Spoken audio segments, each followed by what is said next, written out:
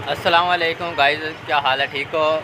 आज हमारे गांव में ईद का मौसम, आज आपको पता है कि आज ईद है और आज खुशी का बहुत ज़्यादा दिन है। मैं भी बहुत ज़्यादा खुश हूँ। और सुबह तकरीबन वक्त अभी हुआ है 8 अभी तक बजे और आप देख सकते हैं कि हमारे गांव की रौनक को देख सकते हैं। और इंशाल्लाह आज आपको मुकम्मल सैर करवाएंगे। और मैं ईद पढ़ने के लिए भी जाने वाला हूँ अभी। और ईद पढ़ने के लिए जब जाऊँगा तो आपको मस्जिद की सैर करवाऊँगा और जहाँ लोग नमाज़ पढ़ने के लिए बैठे हैं उसकी सैर करवाऊँगा इंशाल्लाह। आज आप मेरे साथ रहेंगे और आज हम किस तरह ईद अपनी मनाते हैं। और आप देख सकते हैं कि यहाँ मांगने वाले भी काफ़ी आ जाते हैं और गर्मी बहुत ज़्यादा हो जाती है, इसलिए तकरीबन आज ईद का वक्त 8 बजे रखा हुआ है। और ईद के बाद हम अपनी शॉप पर ही काम कर रहे हैं। और ये देख सकते हैं कि लोग आए हुए हैं और उनको मांगने के लिए। और ये एक नौजवान है, अब्दुल रहील साहब हैं और वसीम है और एक पीछे काफ़ी दूर से आया हुआ है नौजवान है। और हम ईद पढ़ने के लिए कुछ वक्त के लिए जाएंगे। अब मैं घर में जा रहा हूँ और घर वालों को सलाम करने के बाद ईद पढ़ने के लिए जाऊँगा। और ये देख सकते हैं कि हमारे गांव में तकरीबन शॉपिंग वाले भी आए हुए हैं जो मांगने के लिए होते हैं।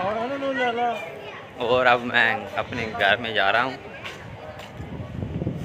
मिलते हैं एक छोटी सी ब्रेक के बाद। जी नाज़रीन, अब आप ईद पढ़ने के लिए जा रहे हैं और मेरे साथ मेरा भाई अजीम पाशा है और ये हाफ़िज़ कुरान है और हम जा रहे हैं ईद पढ़ने के लिए। और इंशाल्लाह देखते हैं।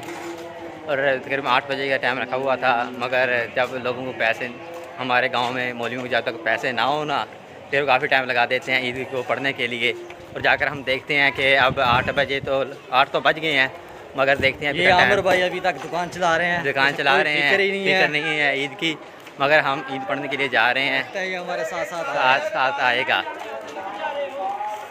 ये हमारे साथ और ये हमारे साथ आ रहे हैं आमिर भाई जान। अभी इसकी बेइज्जती की है, अभी हमारे साथ आ रहा है और हम ईद पढ़ने के लिए जा रहे हैं।